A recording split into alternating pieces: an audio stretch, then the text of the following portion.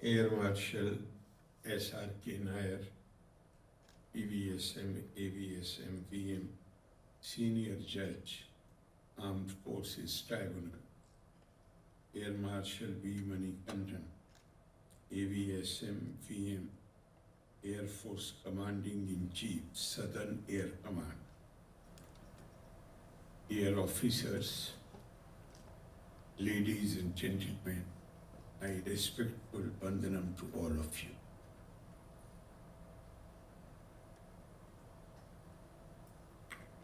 I am deeply grateful to Air Marshal V. Manikandan for the kind invitation to address this august gathering, which consists of people who have chosen security of the country as their calling. And it is because of you, you are ever vigilant and ever ready to risk even your lives, that we are able to thrive as a nation and we are progressing towards prosperity.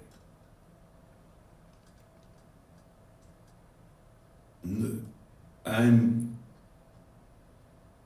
filled with gratitude and I'm very happy to share your joy and pride in the Southern Command growing in its strategic significance and performing well to the expectations of Indian Air Force and the nation. The role played by Indian Air Force in securing our skies has been matchless. Apart from defending India's airspace, Indian Air Force plays a crucial role in the enrichment of country's economy and executing rescue operations in difficult situations and terrains. I have been asked to speak on the subject of Indian thought, which naturally means because we are one of the oldest civilizations in the world. And the distinctive part of it is there have been many other civilizations. Some of them may be older than us, but the distinction of Indian civilization and culture is that it has a continuity which is not found in the case of others. Greece and Egypt, today they almost occupy the same geographical area as it was in ancient times. And they had great civilization. But the modern Egypt has no direct link. Modern Greece has not really a living link with their ancient past. Whereas in India, we continue to be inspired and motivated by the same ideal and values which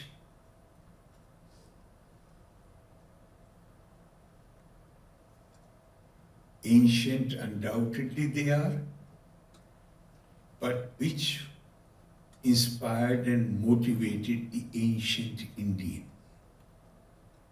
And to understand its significance, in fact, a question comes to mind. What has ensured the continuity of this living continuity of Indian civilization? In order to understand that, I would like first to refer to what Gurudev Rabindranath Tagore has said in one of his books. He says, I quote, "I love India not because I cultivate the idolatry of geography. I love India not because I had the good fortune to be born in her soil,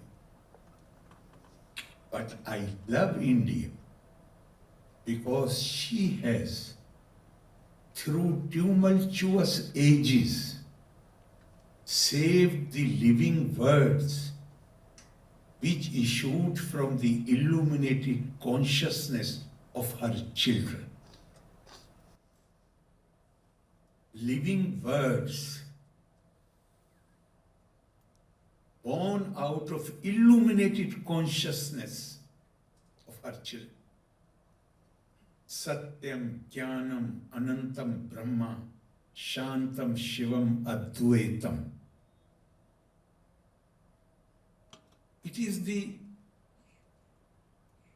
importance of the words. Words are composed of letters, syllables, and in our tradition, syllable is called akshar. Akshar literally means something which cannot be destroyed, is indestructible. And words are composed of those syllables. Therefore, one can imagine the power and significance of the words.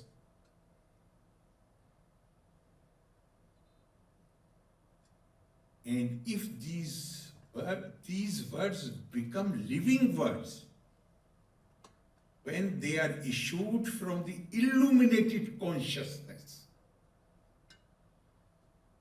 Indian civilization, it is not that we indulge in self-praise, does not look nice. But if you are lost on the way and you remind yourself, then that is not praising, that is only to bring you back on the path which leads to glory, which leads to success. Therefore, if I am going to say certain things, which as Indian I feel happy to talk about, you will happy to listen them. It is not to indulge in self-praise. In fact, I would like to preface it. I have great pride when I realize that this is my heritage as an Indian, but I also have a sense of shame that we, succeeding generations, we fail to live up to those ideals and values. And if we talk about it, we talk about it so that we become aware of our heritage. We become aware of our responsibility. We become aware of our duty. And be proud of everything which is splendid in our heritage. But the extraneous things which affected us negatively, they had a very, very painful impact. And somehow for a long period of time we thought that those things are also part of our heritage, which the leaders of Indian Renaissance made us aware that these are the malpractices which have crept into our system and we have to get rid of them. In fact, even if they don't tell us, if we look our ancient thought, our ideals and values, then anything which is not in any practice, anything which we do, which is not in consonance with those great ideals, surely is an intrusion. That is not integral to our ethos, our heritage. So here,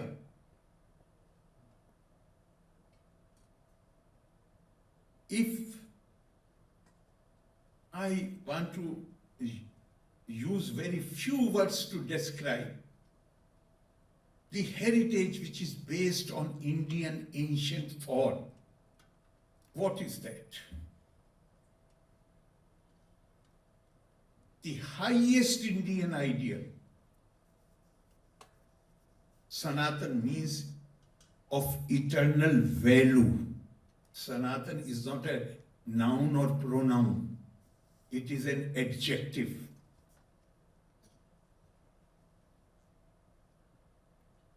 Then the highest eternal value that Indian civilization and culture has given to the world is ekatmata, integration of personality, which enables an individual to reconcile herself or himself with the self, with the society, and with the Supreme Spirit. Indian culture has never viewed a person in terms of the variable and alienable characteristics like color of the skin, language which we speak, the faith tradition we belong to, the manner in which we give expression to our faith and belief. Indian culture has never, civilizational values have never recognized them as the identity marks.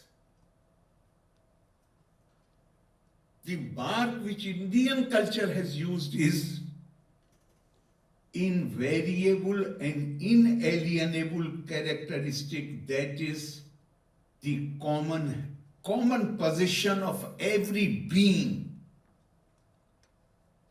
and that is Atma. The unique contribution of Indian civilization to the world is that we have our thought leaders, our great rishis, sages, see us.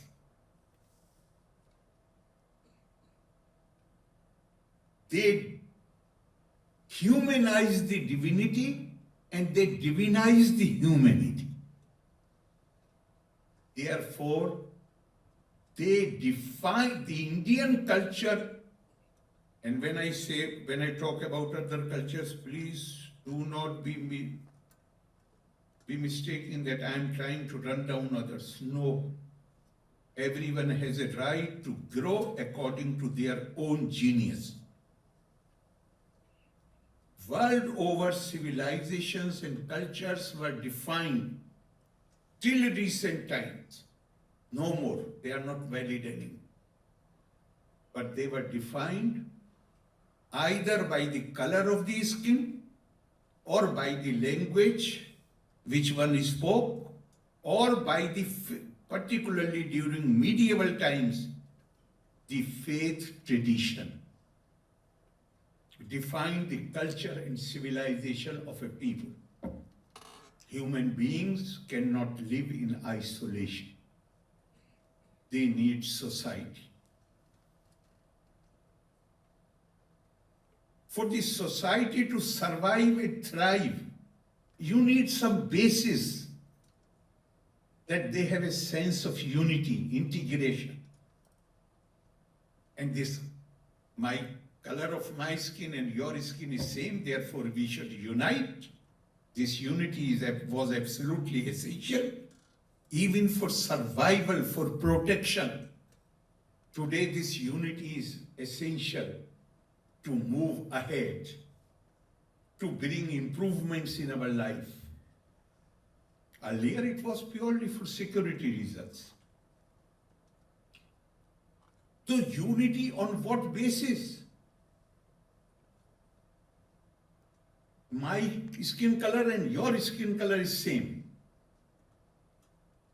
We have the same faith, we belong to the same faith tradition and give expression to it in the similar manner. We speak the same language. Indian thought leaders, they did not accept any of these criteria.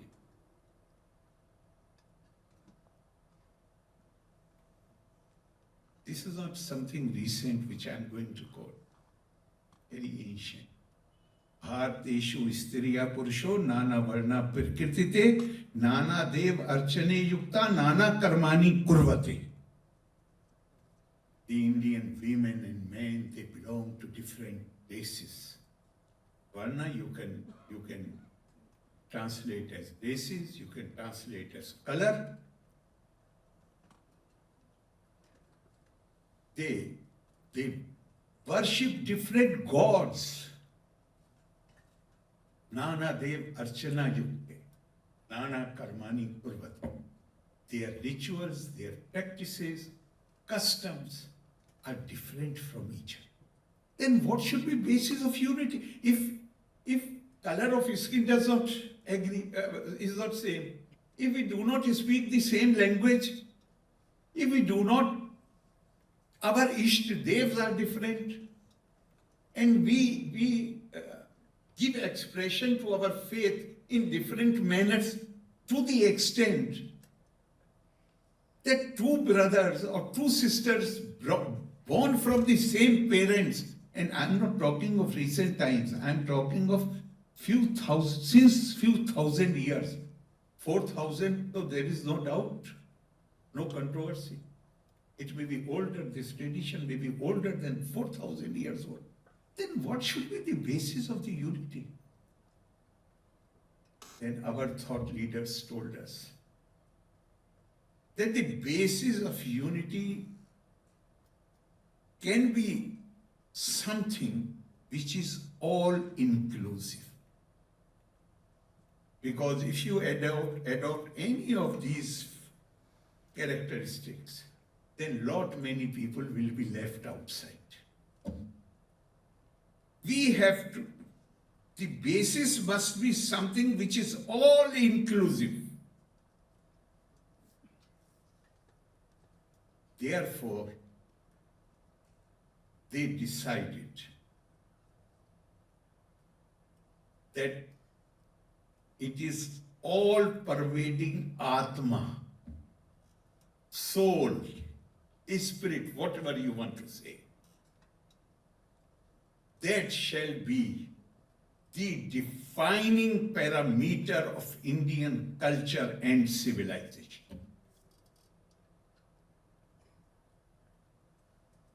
Repeatedly, we are a civilization of books. We are not a civilization of a book.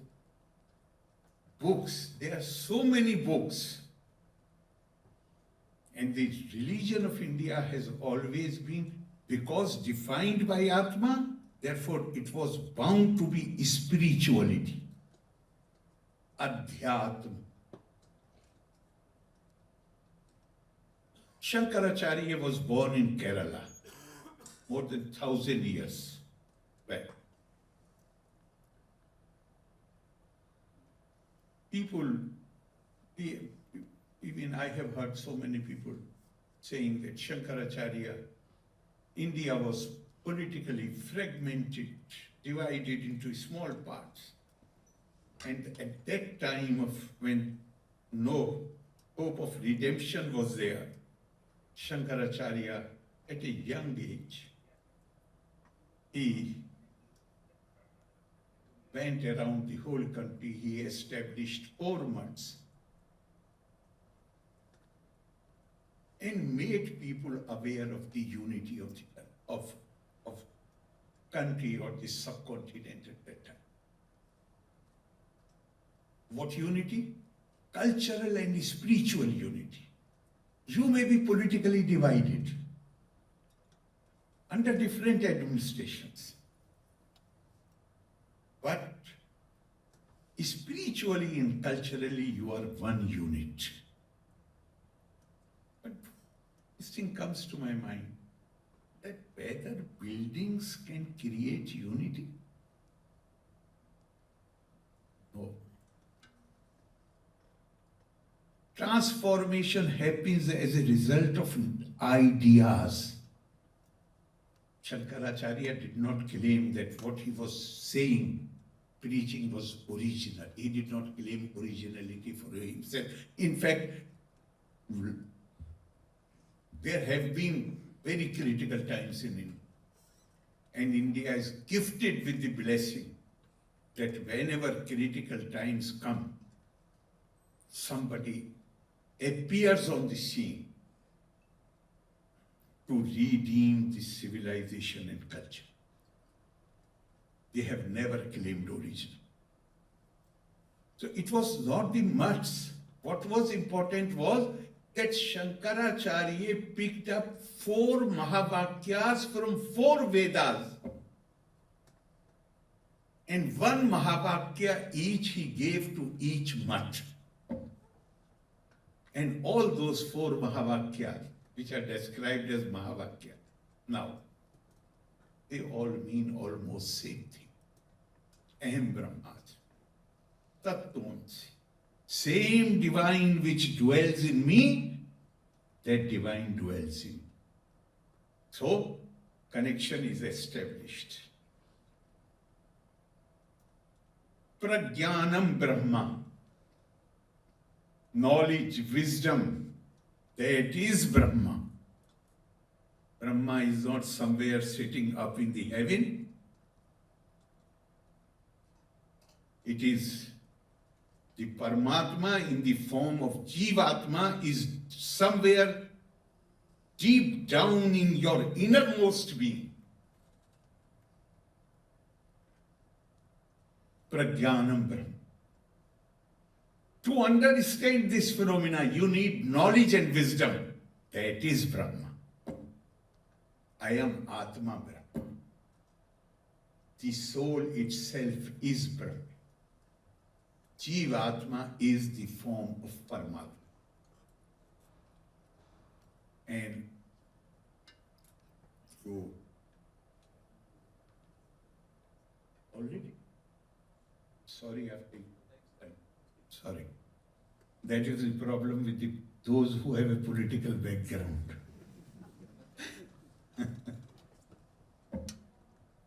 So always, this is, I do not remember who has said it, but what a wonderful thing.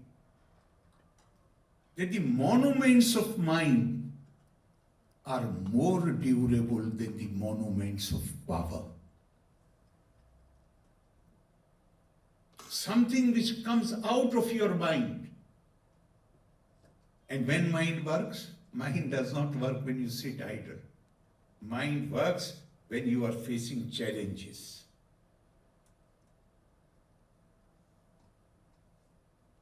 The monuments of mind, and I often give this example. In Delhi, many of you must have visited. There is a place called Purana Qila, which was supposedly built by Maya, the architect of the Asurs, as the palace for the Pandavas in their new capital of Indraprastha. It lies in ruins. If the government of India won't spend crores of rupees, it is not even worth visiting. But at the same time, Lord Krishna had given the message of Gita, not not a what to say of word or syllable, not a comma or full stop has changed there. Why? Because Gita is monument of mind. And that old fort, Purana Kila, was monument of power. Indian civilization, because topic you have chosen is ancient India. Indian civilization was recognized as knowledge civilization. That is our distinctive mark. In 11th and 12th century, when the Renaissance in Europe had not even properly taken off, Middle East was rife with intellectual activities. And that is described as the golden period, right from late 9th century to till about end of 12th century. That golden period, the military victories had already happened. It is not known golden period because of their military victories. This is the period of their intense intellectual activities. And that is called golden period. How that golden period started, read any Arab historian of 11th and 12th century, right from Tabari to Ibn Khaldun. Every historian says there are 5 civilizations in the world. Prominent civilization. Persians are known for their majesty. Chinese are known for their craftsmanship and obedience to their ruler. Turks for their bravery. Romans for their beauty and chivalry. And Indian civilization is the only civilization in the world which is known for promotion of knowledge and wisdom. That is if we talk about ancient Indian thought, then it is all centered around knowledge and wisdom. Atmanam Viddhi, know yourself. If you start the process of knowing yourself, you will come to know about the whole universe. Now it is multiverse. So that is our Swami Vivekananda had said that India has only 2 national ideals: renunciation and service. Intensify her in these 2 channels. The rest will take care of itself. But the question comes to my mind. How will you intensify people that these are the only 2 national ideals which we have? It can be done only through knowledge, which must crystallize into wisdom. Our tradition is tapa swadhyay nirittam, ever devoted to the pursuit of knowledge. And in Upanishad, the question was asked, what is that tapa? The answer given here, what I'm going to tell you, possibly explains why we had to pass through a period of decline which was full of so much humiliation.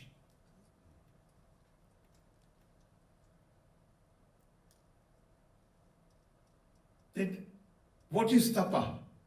The answer given by the Rishi was tapa is that the hard work which you do, austerity, ascesis,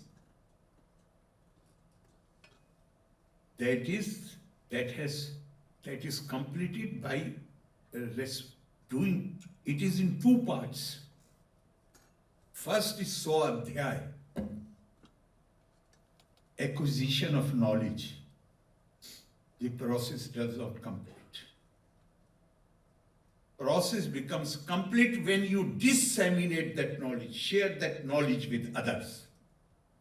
So Swadhyay plus Pirvachan, and according to Swami Vivekananda, and particularly Swami Ranganathananda, this civilization and culture, which was known as worshipper of Ma Saraswati, which means devotees of knowledge.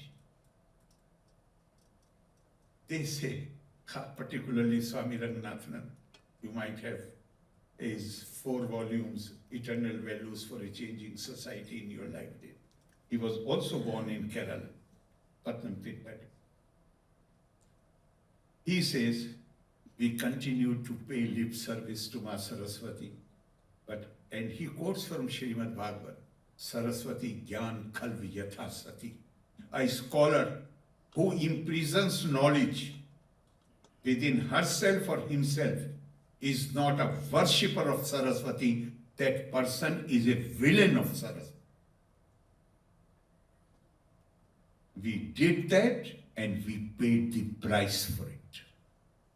Fortunately, about more than 100 years, even before the independence, leaders arose in India who realized what blunder we had committed. And we had, from these movements all over the country, for the revival of the knowledge tradition. Today, our Prime Minister is talking from Red Fort. Know your heritage and be proud of your heritage. You can be proud of your heritage only when you know about your heritage. So first know your heritage. Your heritage is defined by Atma. So here there is a question, because you have devoted your lives. When you joined Air Force, or any one of you who joins Navy or Defense, he joins with full awareness and consciousness that I may be required to lay down my life any day. I will have to do so many things in the defense of my country. So if Atma is the primary parameter, how I am going to deal in a violent manner with somebody? It's all, these are all, when these questions are raised, and they have been raised often, they are all meant to create confusion in our minds. Ahimsa does not mean abstaining from using force. Ahimsa means renunciation of hatred. I have no feeling of hatred for anybody. But based on my ancient thought, I have a way of life. If there is a threat to that way of life, then I must have the capability to defend that way of life. Otherwise, this thought, which has a universal vision, it does not leave out any human being. It does not leave out even animals, plants, and birds. In advanced democracies, they did not give voting right to women because for a long period of time they believed that women and black people do not have souls. And when we started with the universal franchise, the literacy was only 17%. Shall we presume that our leaders were better than the leaders of those democracies? No. Our culture did not permit them to make any distinction of that kind. We cannot even think of hurting an animal or a bird or an insect or a plant. Thousands of years back, our thought leaders realized they all have life, and life is to be respected. And in order to, as I said earlier, that we have this ancient thought, and based on that, we have this continuity, we have a way of life. If we do not have the capability to save, to defend, to protect this way of life, then we shall not be really worthy of our heritage. And the way our ancient thought defines our culture and civilization by Atma, similarly it says, Agarta chaturo veda prashta sasharam dhanu idam brahmam idam chatram shastradapi shastradapi. You should have all the knowledge which should crystallize into wisdom. But at the same time, you should also have the physical power. If there is an aggression, if there is an attack, then you should be, first thing which you have to use is the soft power of knowledge and wisdom. Even Mahabharata says that I shall reduce the possibility of using violence. So first thing, we have to use the soft power. That is the power of knowledge, power of wisdom, power of persuasion, power of argument. But if the aggressor does not believes only in the argument of power and is not ready to heed to power of argument, then we should be in a position to defend ourselves. Our own, that ancient thought, it does not allow us, it obliges us that we should have that power. Therefore, because as I said earlier, ahimsa does not mean that we shall not use force. Ahimsa means we shall have no feeling of hatred for anybody. Everybody is potentially divine. Even if going on the wrong path, the possibility of correcting herself or himself is there. Therefore, there is no question of having hatred for anybody.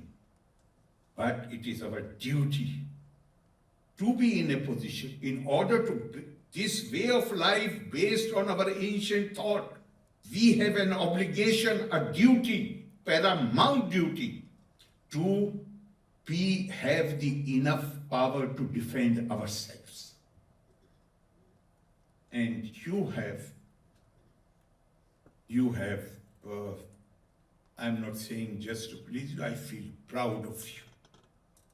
Even when I meet individuals who are serving in our defense forces, I tell them, it is only because you are ready to spend sleepless nights that we are able to sleep peacefully.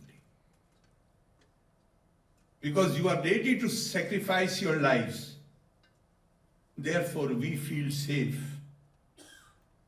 And we can pursue our normal duties. You are our pride. And I'm so much grateful to you, Manikanda Sahib, for giving me this opportunity to have this wonderful interaction with people for whom I have so much admiration. All my best wishes to you. Loka samasta sukhino bhavantu. Valre nanni. Jai Hind.